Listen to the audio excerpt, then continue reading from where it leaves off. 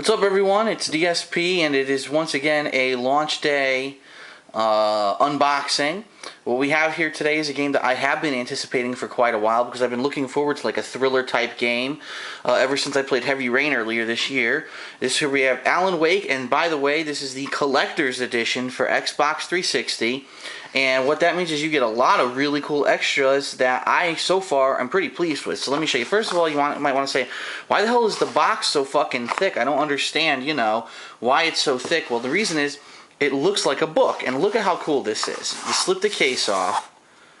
It looks like you went to the store and bought a book. Now, if you're wondering why this collector's edition looks like a book, well, if you know the plot of the game, the plot is that Alan Wake is actually a writer who writes thrillers. And his wife disappears, and when he goes to find her, he keeps finding pages of this book that supposedly he wrote, but he can't remember writing it.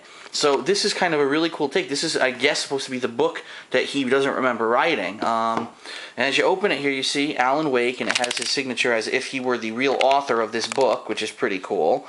This kind of adds to the third dimension of the game. It makes it feel like it's reality. So what do you get in this collector's edition? Well, you get three things. The first thing you get, is the game. And let me try to slip, hold on one second while I try to slip this out. It's a little difficult to get out because of the way that they've done this. It's a little tight. Okay, now I got them popping out, so I should be able to grab them. Alright, so the first thing you have here is the game. So we'll take this guy out. And as you can see, it looks like a DVD case. It actually doesn't even look like a game case. Alan Wake, a psychological action thriller, limited collector's edition. And when you go inside, right off the bat, you get some cool stuff. Here's your game disc for Xbox 360, but check this out.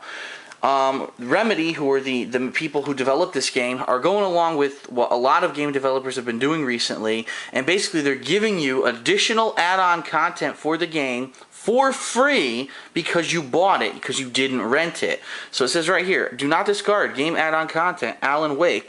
Connect to Xbox Live this summer to continue the Alan Wake story. Use the code on the back of this card to download the first game add-on content. So basically what they're saying is, for people who rent the game and don't have this card, there's going to be a DLC they have to pay for. But if you bought the game, you get the DLC for free right off the bat. So that's pretty cool.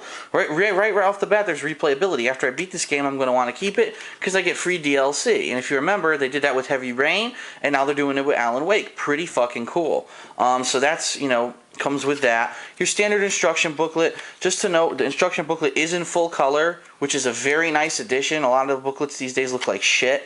So it really does go into nice color detail of everything that goes on in the game, your controls. So that's the game disc. Now, what else do you get in the collector's edition? Because obviously you probably get this stuff when, you just buy the regular game. But you get some pretty cool extras. This first extra, I think, is fucking amazing, okay? The Alan Wake Files. This is a real book. It's a book that was created by the makers of the game, basically as additional content to the game. What this book is supposed to be, see, it says compiled by Clay Stewart. It's supposed to be an imaginary book written by this guy named Clay Stewart, who supposedly retraced Alan Wake's steps from the game Alan Wake and tried to piece together what really happened to Alan Wake after the game's already been completed. So obviously this is additional content. It's not something I'm going to want to read now because it's going to spoil the story of the game, obviously. I'll beat the game first.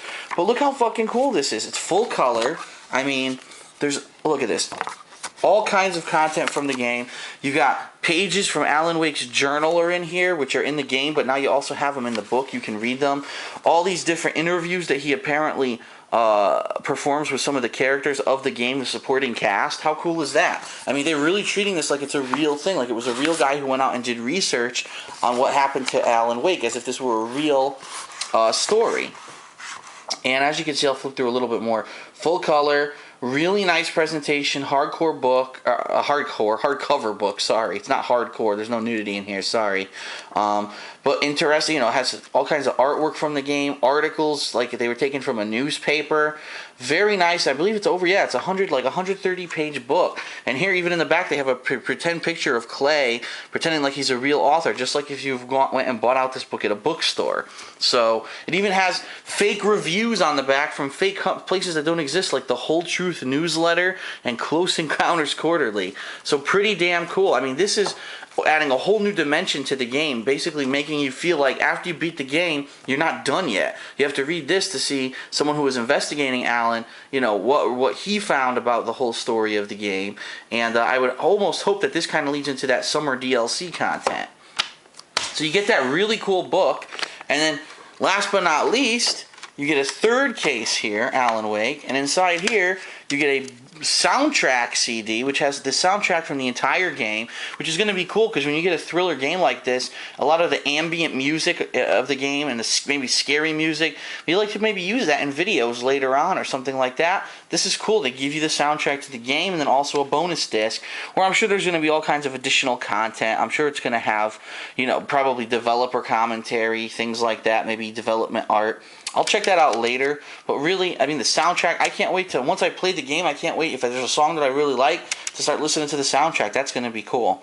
So, that's the collector's edition of Alan Wake. You get all of that, and it was the retail price was $79.99 as opposed to the regular $59.99. Now, one might argue, oh, $79, $20 was really worth it. Well, if it was just a book, I would probably say no, but considering you get this cool book that adds to the story of the game, a soundtrack, and the bonus disc, and this really cool collectible case that looks like a book, I think this is a pretty good collector's edition package. And don't get me wrong, I've seen ones that are complete ass. Like I remember the Halo 3 Legendary Edition when you got the fucking Halo helmet. It was stupid because the Halo helmet didn't even fit. It wasn't a real helmet. It was just like a fucking trophy to put on your mantle. At least here you get something that's more interactive. It adds more to the story. You get a soundtrack you can listen to. You get all these extras that are going to be pretty cool and hopefully will add to the atmosphere of the game. So that's the collector's edition. In a couple minutes here, I'm going to probably grab a bite to eat, but then I'm going to start playing it. Tonight is launch night for Alan Wake. I am pumped. This is the first game that I'm doing a playthrough of in months. If you remember, it's been almost 2 months. I think the last full playthrough I did was God of War 3, and then after that I did Mega Man 10, but I don't really count that as like a next-gen playthrough because it really isn't. It's like a really quick 8-bit game. And since then, I've been doing things, you know, like Splinter Cell, which got canceled because of the false copyright claim, and then Super Street Fighter 4. So I haven't really done a full game playthrough in quite a long time, almost 2 months. So I'm pumped. I'm really hoping this game's good. Psychological thriller. It's going to be interesting, I hope. We'll have a little bit of mystery aspect with some creepiness to it. I'm excited, so let's check it out.